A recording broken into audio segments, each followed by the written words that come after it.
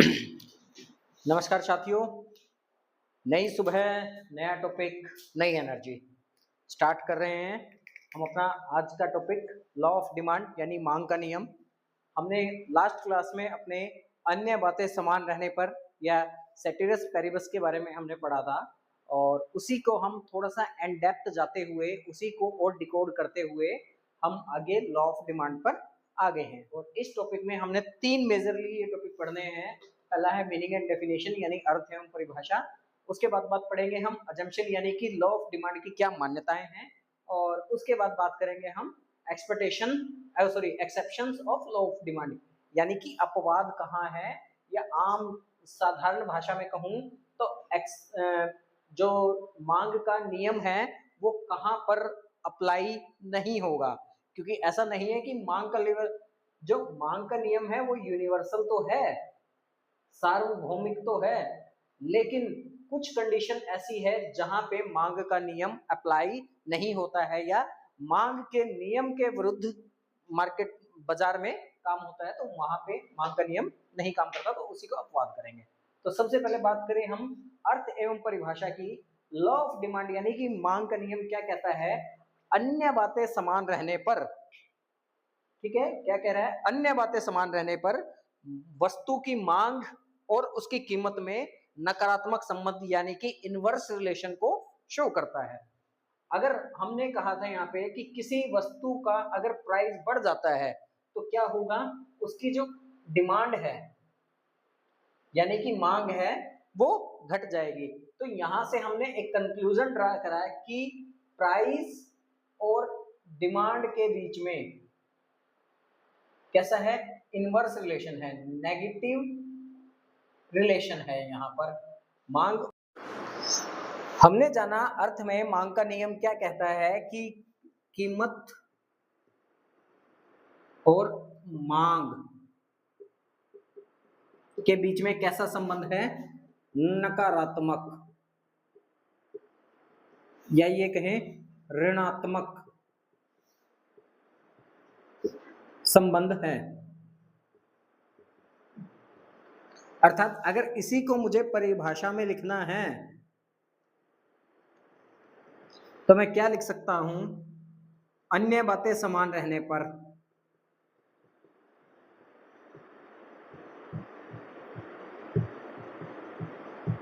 यदि वस्तु की जब बात कर रहा हूं तो वस्तुओं के साथ सेवाएं भी आप जोड़ लीजिएगा, क्योंकि इनहेरेंट हैं ये वस्तु और सेवाएं की कीमत बढ़ने पर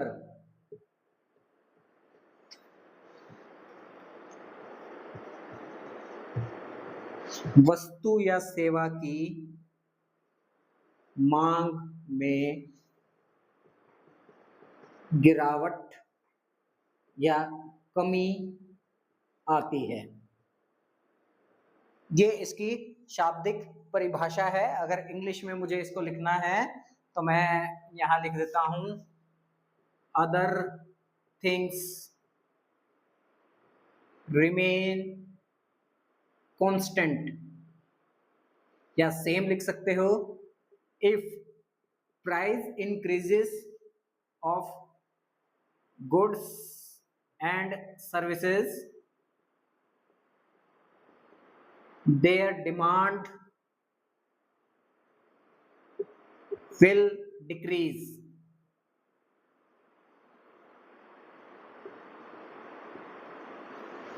ठीक है, अदर थिंग्स रिमेन कांस्टेंट ये जरूरी है, क्योंकि यही मांग के नियम को प्रतिपादित करता है, समझाता है कि अगर और बातें समान हैं, केवल वस्तु के मूल्य बढ़ने पर उसकी मांग में जो गिरावट आती है, यही हमारा मांग का नियम जो है एक लाइन में हमें समझाता है। और आप भी इस चीज को सिर्फ इतना ही याद रख लें या इतना ही समझ लें आप कि मांग के नियम के जब भी बारे में बात करी जाएगी तो वस्तु की कीमत यानी उसका खुद के मूल्य के बारे में ही बात कर रहे हैं।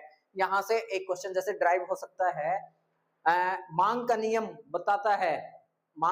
बताता है वस्तु का संबंध या वस्तु की मांग का संबंध उपभोक्ता की आय से, वस्तु की कीमत से, अन्य बातों से, या उपरोक्त में से किसी में भी नहीं। तो यहां से एक चीज निकलती है कि मांग का नियम क्या कह रहा है, वस्तु की मांग जो है वो किस पर निर्धारित कर रही है, वस्तु की कीमत पर, कि घटेगी या बढ़ेगी। ठीक है, ये हमारा सिंपल सा मांग का नियम था। अब इस क्या मतलब नहीं समझ में आया, नियम नहीं समझ में आया, क्वेश्चन नहीं समझ में आया? देखो मांग का नियम क्या कह रहा है हमारा, मांग का नियम आपको कह रहा है कि अदर थिंग्स रिमेन कांस्टेंट। अब अदर थिंग्स रिमेन में कल हमने क्या क्या लिखा था, उपभोक्ता की आय, टेस्ट एंड प्रेफरेंसेस, एक्सपेक्टेशंस, ठीक है, और एक था price of related goods, PR, price of related goods. इन चारों चीजों को जब हम स्थिर मान लेते हैं कि भाई इनमें कोई परिवर्तन नहीं है,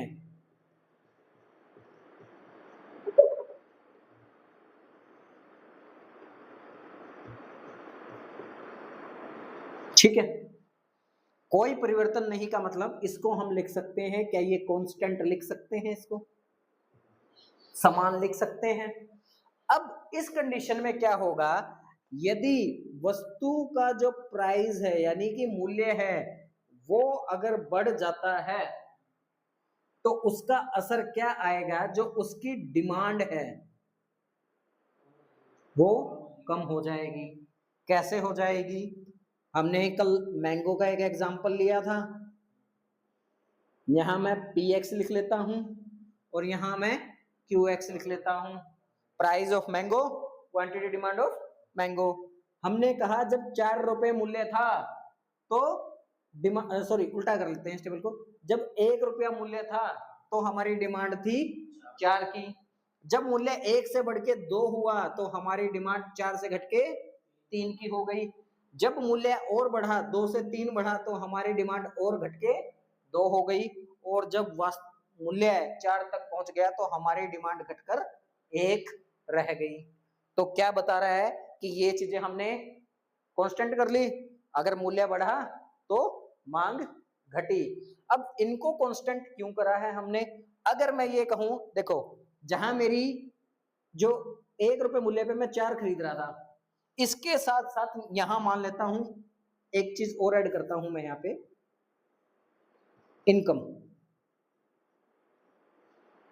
यहां मेरी इनकम 100 रुपए थी, 1 पे मैं 4 खरीद रहा था। अब अगर यहां मेरी 200 हो जाए, इनकम बढ़ के 200 हो जाए, प्राइस बढ़ता रहे 2 रुपए, 1 से 2 बढ़ा है ना, तो मैं अपनी डिमांड यहां पे 4 रख सकता हूं। अगर मैं ये कहूं यहां से फिर मेरी इनकम बढ़ गई, प्राइस बढ़ता रहे, मुझे कोई फर्क नहीं पड़ रहा, मैं फिर 4 रख लूंगा। जिस सापेक्ष में, जिस प्रोपोर्शनेट में प्राइस बढ़ा उसी प्रोपोर्शनेट में मेरी इनकम भी बढ़ रही है, तो मेरी डिमांड कांस्टेंट हो जाएगी या बढ़ सकती है, घटेगी बिल्कुल नहीं। देखो यहां से डिमांड क्या होगी, डिमांड या तो इंक्रीज करेगी या कांस्टेंट रहेगी, और तो कुछ नहीं हो सकता। क्या किसी कंडीशन में डिमांड घट सकती है, एक कंडीशन में डिमांड घट सकती है, यदि मेरी इनकम 300 से घट के वापस 200 हो जाए, यहां देख इनकम भी घट गई और प्राइस भी लगभग 3 गुना बढ़ चुका है यहाँ पे, तो मैं यहाँ पे क्या कर सकता हूँ कि डिमांड अपनी घटा सकता हूँ पहले के कंपैरिजन में, और घटेगी। क्लियर, आगे बढ़े। देखो अजम्पशन के बारे में बात करी हमने, मान्यताओं के बारे में बात करी, फिर से घूम फिर के एक ही चीज वापस आ रही है जो हमने अभी 4 चीज लिखे थे, YD, PR, T and E, यही 4 फैक्टर हम लिख चुके हैं, यानी उपभोक्ता की आय,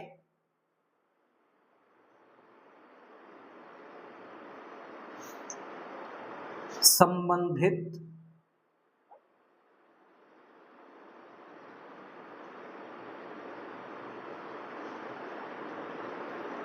वस्तुओं का मूल्य, प्राथमिकताएं, या इसको चुनाव भी लिख सकते हो, चुनाव इलेक्शन वाला चुनाव नहीं है, यहाँ पे टेस्ट वाला चुनाव है कि आपको रसगुल्ले और गुलाब जामुन में क्या पसंद है, उस वाला टेस्ट एंड प्रेफरेंसेस की बात कर रहे हैं।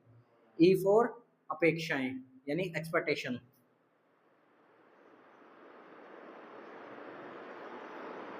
भविष्य।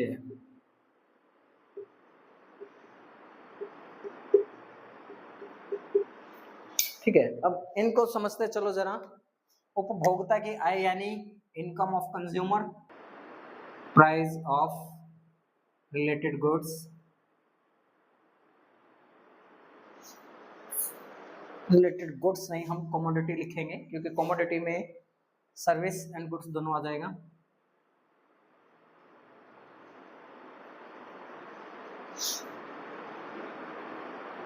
टेस्ट एंड प्रेफरेंसेस,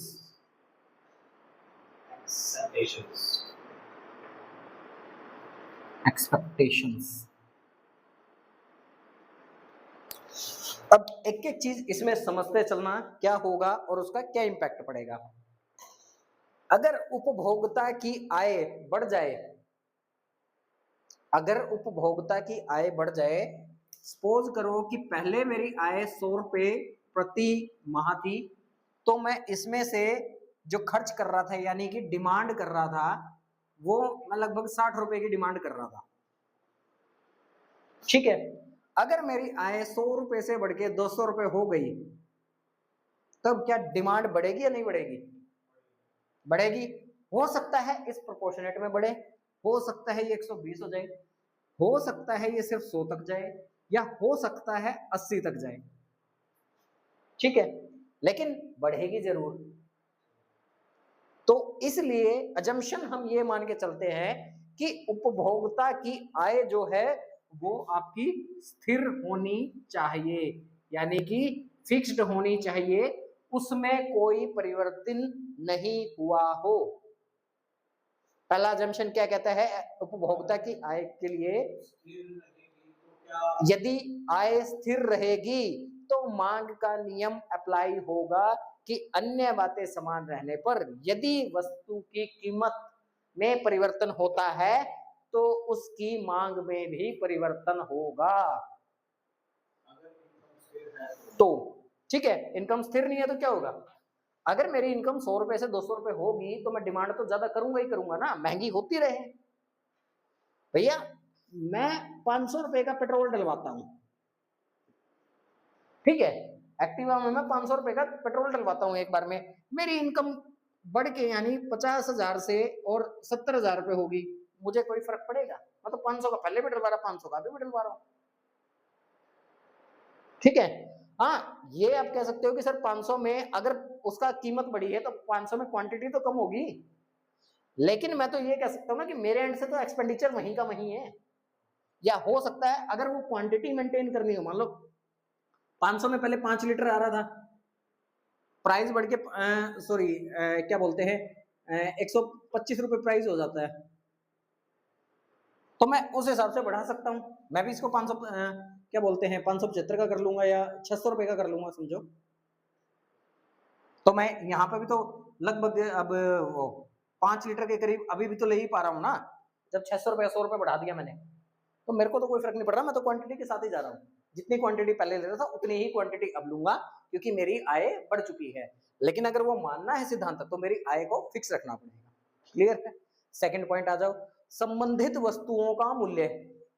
संबंधित वस्तुओं में जब हमने बात करी थी तो दो वस्तुओं के बारे में बात करी थी, एक होता है कॉम्प्लीमेंट्री और एक होता है सब्स्टिट्यूशन गुड्स, यानी कि प्रतिस्थापन वस्तुएं और पूरक वस्तुएं। कॉम्प्लीमेंट्री जो होता है वो होती है पूरक वस्तुएं, भाई जिनसे मिलकर बनता है, और प्रतिस्थापन वस्तु होती है सब्स्टिट्यूशन, जैसे चाय की सब्स्टिट्यूट है कॉफी। अब इस कंडीशन में मान लो प्राइस ऑफ टी अगर इंक्रीज हो जाता है तो क्या होगा, डिमांड ऑफ कॉफी इंक्रीज हो जाएगी।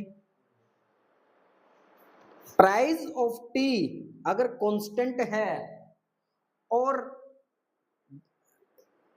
प्राइस ऑफ कॉफी जो है वो डिक्रीज हो गया, तब भी क्या होगी, डिमांड फॉर कॉफी वो इंक्रीज हो जाएगी। समझे? ऐसे ही एग्जाम्पल लेते हैं हम कॉम्प्लीमेंट्री गुड्स का, पेट्रोल एंड कार का एग्जाम्पल हम ले लेते हैं। ठीक है, अगर प्राइस ऑफ पेट्रोल इंक्रीज हो जाता है तो क्या इफेक्ट आएगा? कारों की मांग बढ़ेगी घटेगी? कार की सेल कम हो जाएगी, यानी कि डिमांड कम हो जाएगी, ऑटोमेटिकली सेल कम हो जाएगी। यही इसका एक ये भी कॉन्स्टलेशन बन सकता है, इसी में कॉम्प्लीमेंट्री में ही सब्स्टिट्यूशन में ही पेट्रोल का सब्स्टिट्यूशन था डीजल। ठीक है, तो इस कंडीशन में क्या होगा कि जो पेट्रोल के प्राइस बढ़ने से डीजल कार की डिमांड बढ़ जाएगी। तो इसलिए क्या होना चाहिए, एजम्पशन को फॉलो करने के लिए, यानी लॉ ऑफ डिमांड को मानने के लिए, जो संबंधित वस्तुओं का मूल्य है वो स्थिर हो या अनचेंज्ड हो, अपरिवर्तित।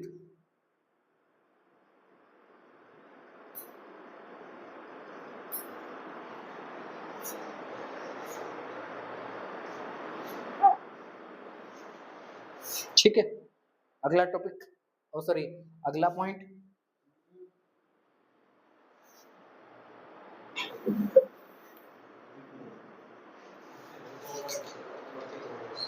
टेस्ट एंड प्रेफरेंसेस के बारे में बात करें। मैं एक नशेड़ी हूं और मुझे एक पर्टिकुलर निकोटीन से ही नशे करने हैं। सच में नशेड़ी नहीं हूं, बट एक एग्जांपल ले रहा हूं, कभी यूट्यूब पे ठोक दो नशेड़ी है, मास्टर नशेड़ी है। मैं उन एग्जांपल ले रहा हूं उन भाइयों का जिनको किसी भी तरीके की कैफीन चाहिए होती है, चाहे वो चाय का नशा हो, चाहे वो सिगरेट का नशा हो, चाहे किसी भी दूसरे सब्सटेंस का नशा हो। अब उसका अगर प्राइस बढ़ जाता है और उस बंदे को उसी से नशा करना है, ठीक है, तो उसको वो किसी भी रेट पे खरीदने जाएगा।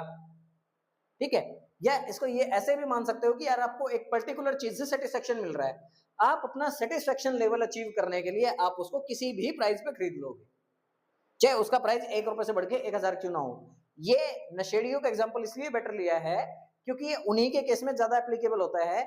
जो भी मेडिसिन हैं, मान लो कोई लाइफ सेविंग ड्रग्स है, उनको किसी भी कीमत पर खरीदना पड़ेगा। अगर कोई एक पर्टिकुलर किसी भी डिसीज को क्योर करने के लिए जरूरी है, जैसे कैंसर के टाइम में रेडियो थेरेपी या फिर कीमोथेरेपी जो होती है, उनके उस मेडिसिन का जो केमिकल मेडिकेटेड है, जो उनका प्राइस कोई भी हो जाए, तो अगर जिससे होना है, वो जिस भी कीमो या जिस भी रेडियो से वो ठीक होना है, तो वही उसी रेट पे परचेज करी जाएगी। तो इस कंडीशन में हम मानेंगे कि जो हमारी प्राथमिकताएं हैं या जो टेस्ट एंड प्रेफरेंसेज हैं वो हमारे फिक्स्ड हों, अनचेंज्ड हों, उनमें कोई परिवर्तन ना हुआ हो, वो जो जैसे हैं वैसे ही रहें। मतलब किसी एक परिवर्तन को लेके भाई एक किसी चीज के पीछे नहीं पड़ना है, न्यूट्रल रहना है यहाँ पे। ये इसको ज्यादा बेटर रहेगा कि कोई टेस्ट एंड प्रेफरेंसेस ना हो, सामान्य हो condition, normal, no taste and preferences. अब है एक्सपेक्टेशन, भविष्य की अपेक्षाएं। मुझे किसी कमोडिटी का अंदेशा है कि भविष्य में इसका रेट बढ़ने या घटने वाला है। अगर बढ़ने वाला होगा तो मैं आज क्या करूंगा, आज ज्यादा खरीदनी शुरू कर दूंगा। तो उस ज्यादा खरीदने से क्या होगा, जो शॉर्ट टर्म डिमांड है उसकी,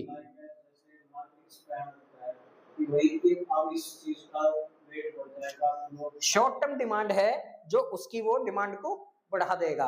अगर मुझे फ्यूचर एक्सपेक्टेशन है कि किसी चीज का प्राइस है, जैसे कि फॉर एग्जांपल एलपीजी का जब ये लगा था कि अब एलपीजी स्टेट ऑफ हॉर्मोन्स के क्लोज होने के कारण एलपीजी के प्राइस होंगे, तो हमारे यहाँ पे बहुत सारे बुद्धिजीवी ऐसे थे, बहुत सारे संपत्ति धारक ऐसे थे जिन्होंने 10-10 सिलेंडर स्टॉक में इकट्ठे करे हुए हैं।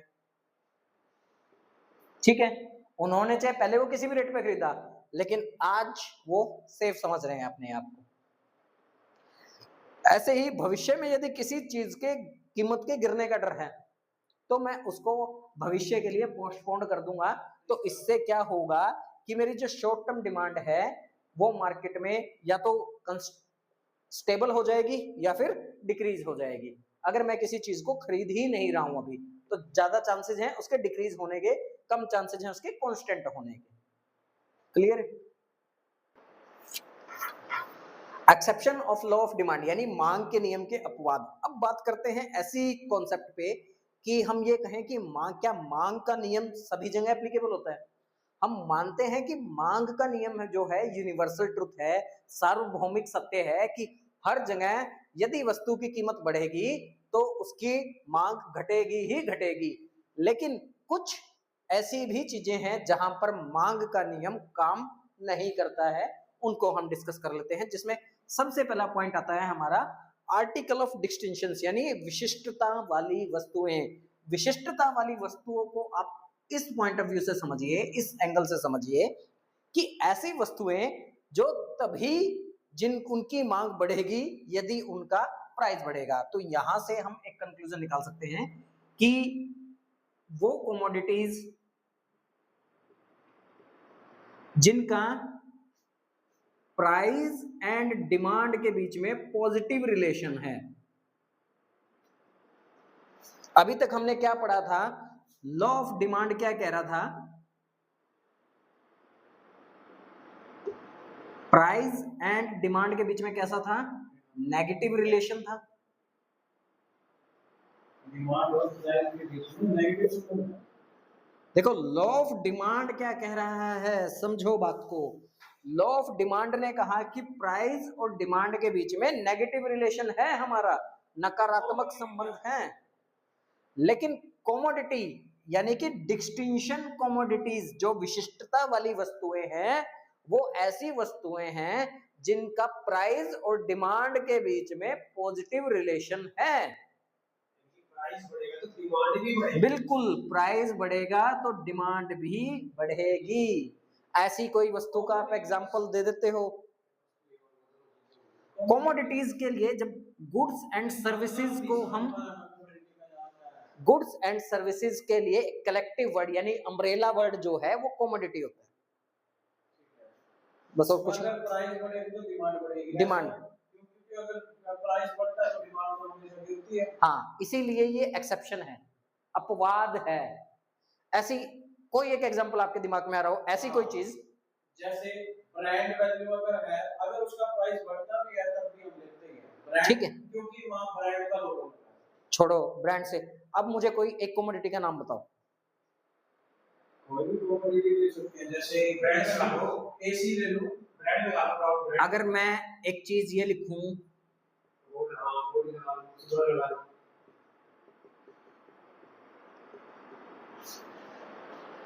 अगर सोना 5 रुपए किलो हो जाए तो सोने की कोई वैल्यू रह जाएगी? सोना तभी तक सोना है जब तक उसकी कीमत लाखों में है। जिस दिन उसकी कीमत हजारों में आ गई, सोना अपनी वैल्यू खो बैठेगा। ठीक है। अब ऑन द अदर हैंड, अगर सर्विस सेक्टर में मैं इस एग्जांपल को लूं, जितने हमारे 5 स्टार होटल हैं, अगर वो महंगे ना हो, वो 5 स्टार नहीं बने रह सकते। और अगर कोई लग्जरी के लिए कोई कस्टमर, कोई वीआईपी कस्टमर या जो एक प्रेस्टिजियस कस्टमर है, वो अगर किसी 5 स्टार होटल में जा रहा है तो वो उस 5 स्टार होटल में इसलिए जा रहा है क्योंकि वो महंगा है, महंगा होने के कारण उसकी वैल्यू है। ठीक है, महंगा होने के कारण उसकी वैल्यू है। अब जितने भी हमारी कोई क्रिकेट इवेंट होता है या कोई स्पोर्ट्स इवेंट होता है, क्रिकेट का ही एग्जांपल ले लेते हैं, देश में बड़ा फेमस है। अगर क्रिकेट टीम, चाहे वो आईपीएल टीम है चाहे वो नेशनल टीम है, किसी इवेंट के लिए किसी डेस्टिनेशन पे मूव करती है, मान लो आज मैच है हमारा क्या बोलते हैं, दिल्ली में मैच है, तो दिल्ली में जो टीम को रोका जाएगा तो क्या किसी normal hotel, royal plaza type या फिर शांग्रीला टाइप होटल में रोका जाएगा, या मौर्य हिल्टन जैसे होटल में रोका जाएगा उनको? आप खुद सोचिए ना कि ऐसे ही किसी होटल में रहोगे ना जहां पे सिक्रेसी, प्राइवेसी, सिक्योरिटी और ऐसी चीजें हो जहां पे आम पर्सन का एक्सेस प्रोहिबिटेड हो या बहुत रिस्ट्रिक्टेड हो आम पर्सन का एक्सेस, तभी उन चीजों की वैल्यू होगी। ठीक है, तो ऐसी वस्तुएं जिनका कीमत के साथ सकारात्मक संबंध है उनको हम डिस्टिंक्शन गुड्स बोलते हैं या विशिष्टता वाली वस्तुएं कहते हैं। और इन वस्तुओं पे मांग का नियम काम नहीं करता है। क्लियर यहां तक? कोई डाउट हो इसमें? अगला पॉइंट देख लेते हैं, गिवन गुड्स। सॉरी, एक मिनट आगे बढ़ने से पहले एक चीज मैं यहां बताना भूल गया। इन गुड्स को, जो ये हैं डिस्टिंक्शन गुड्स हैं, क्योंकि इनको एक प्रोफेसर थे वाबलन, प्रोफेसर वेबलन नाम के एक इकोनॉमिक्स थे, वेबलन,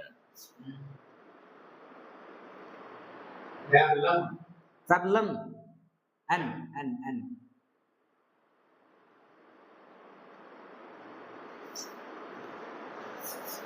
ठीक है। प्रोफेसर वेबलन ने ये डेफिनेशन दी थी, इस कारण से इन वस्तुओं को वेबलन गुड्स भी कहा जाता है।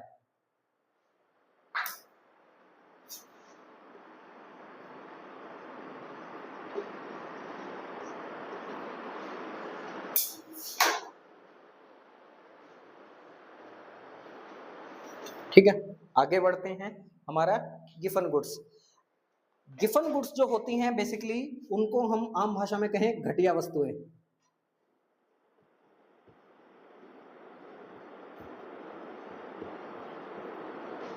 या इंफीरियर गुड्स हम इनको कहते हैं।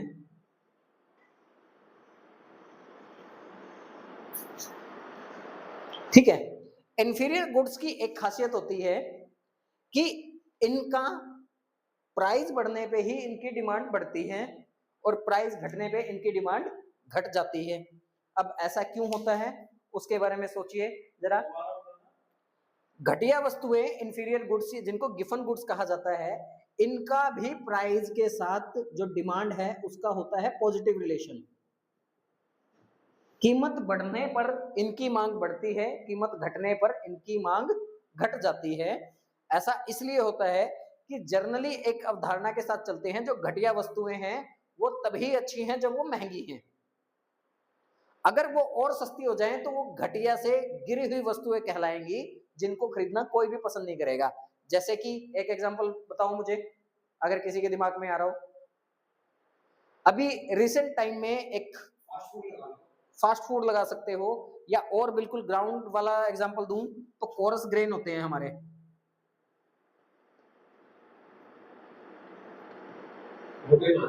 मोटा अनाज।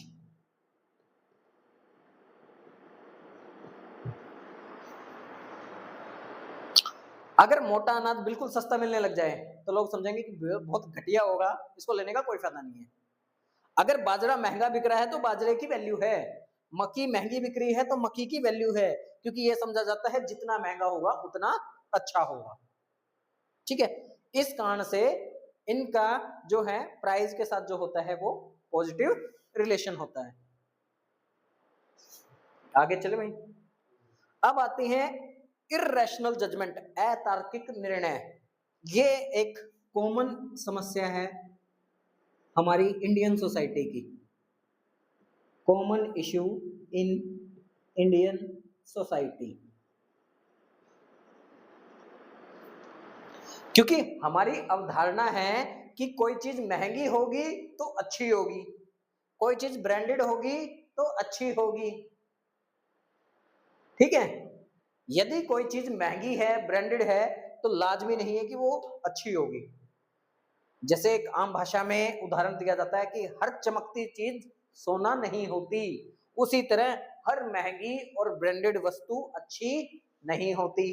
क्या कोई मेरे को एग्जांपल आप लोगों के दिमाग में आ रहा हो तो एग्जांपल बता सकते हो इस चीज का? वो तो कहावत होगी कि ऊंची दुकान और फीका पकवान।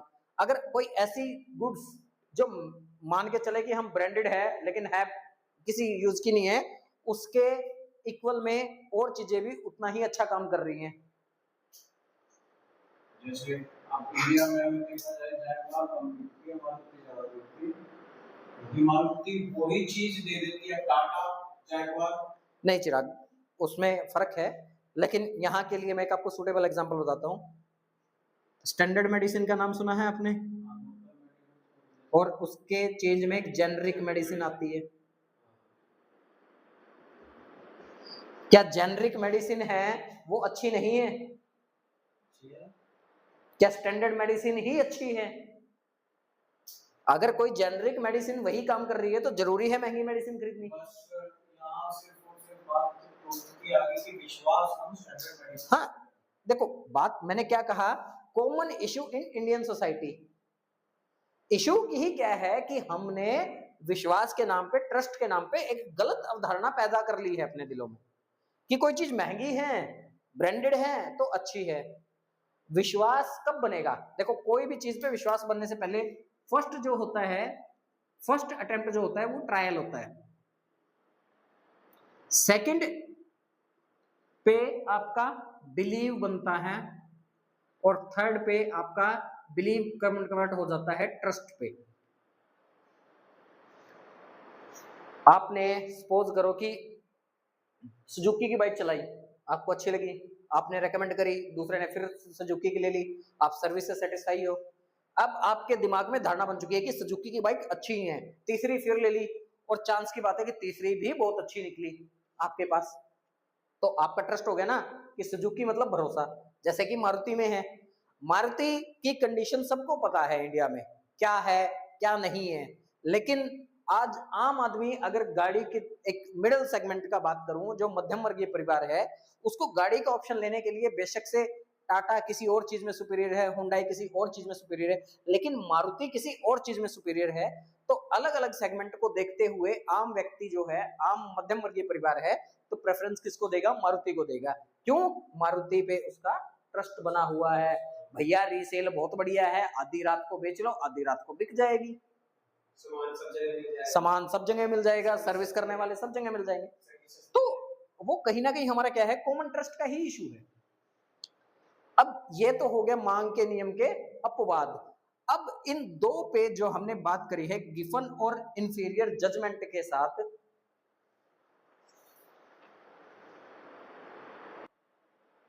अभी तक हमने प्राइस इंपैक्ट तो पढ़ लिया था, लॉ ऑफ डिमांड में प्राइस इफेक्ट पढ़ा है, लेकिन हम एक इफेक्ट और जानना चाह रहे हैं जिसको कहते हैं आय इफेक्ट या आय प्रभाव या इनकम इफेक्ट। हमने बेसिकली दो कैटेगरी में गुड्स को रखा है यहाँ पे, डिमांड और सप्लाई के कॉन्सेप्ट में जब हम बात कर रहे हैं तो हम दो टाइप के गुड्स की बात कर रहे हैं। एक है नॉर्मल गुड्स, नॉर्मल गुड्स के अंदर हमारी सभी तरह की गुड्स, अन्य गुड्स आ जाएंगी, जिसमें consumable item, non consumable, durable, non durable, capital goods, और जितनी भी तरीके की गुड्स हैं वो सारी आ जाएंगी। On the other hand given goods में हम वो चीजें ले रहे हैं जो सिर्फ कंज्यूमेबल है लेकिन क्वालिटी वाइज थोड़ी सी घटिया है। ठीक है, कीमत का हमने जान लिया कि नॉर्मल गुड्स के केस में प्राइस और डिमांड के बीच में कैसा है, नेगेटिव रिलेशन है।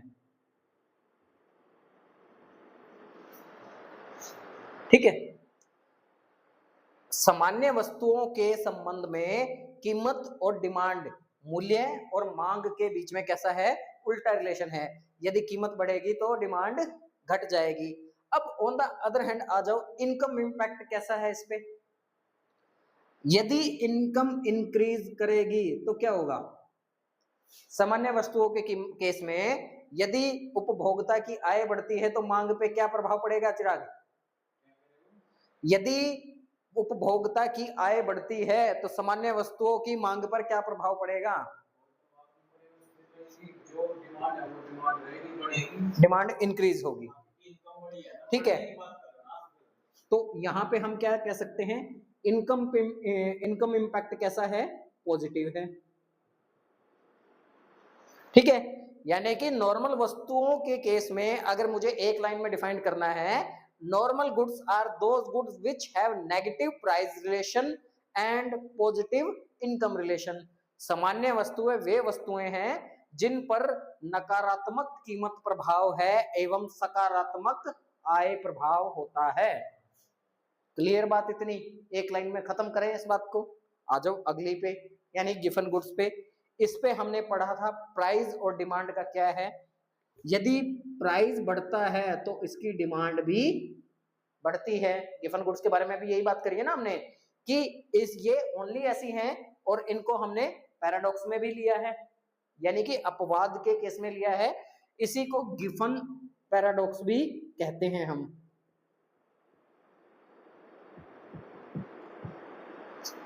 गिवन पराभास, जिसको कहा जाता है कि यदि वस्तु की कीमत बढ़ती है तभी इनकी मांग बढ़ेगी।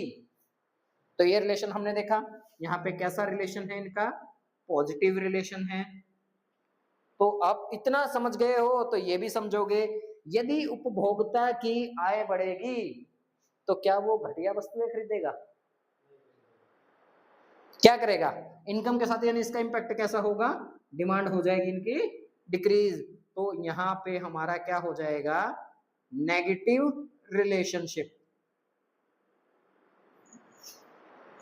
तो इसको एक लाइन में कहें हम, गिवन वस्तुएं वे वस्तुएं हैं जिनका कीमत प्रभाव सकारात्मक होता है और आय प्रभाव नकारात्मक होता है।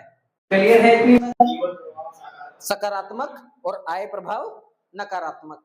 एक एग्जांपल से समझ लो, आपकी आय कम है, आप एक लो इनकम लेवल पे अगर लाई कर रहे हो तो आप जो दूध है पानी मिला हुआ ले लोगे, काउ मिल्क ले लोगे, लेकिन जैसे ही आपकी इनकम बढ़ती है तो आप high quality protein rich milk की पे या फोर्टिफाइड मिल्क पे शिफ्ट कर जाओगे ग्रेजुअली।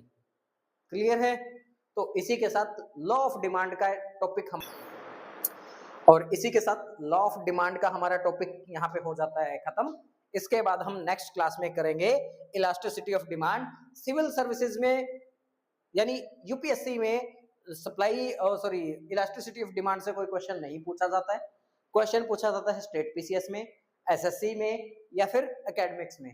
तो जो यूपीएससी के लिए देख रहे हैं बेशक से इस वीडियो को स्किप कर सकते हैं, आने वाली वीडियो को यानी कि इलास्टिसिटी ऑफ डिमांड के बारे में बात करेंगे। लेकिन अगर आप पीसीएस वगैरह के लिए तैयारी कर रहे हैं, एकेडमिक के लिए देख रहे हैं, तो आपके लिए नेक्स्ट क्लास इंपॉर्टेंट होने वाली है। Thank you for today, see you next class, bye bye.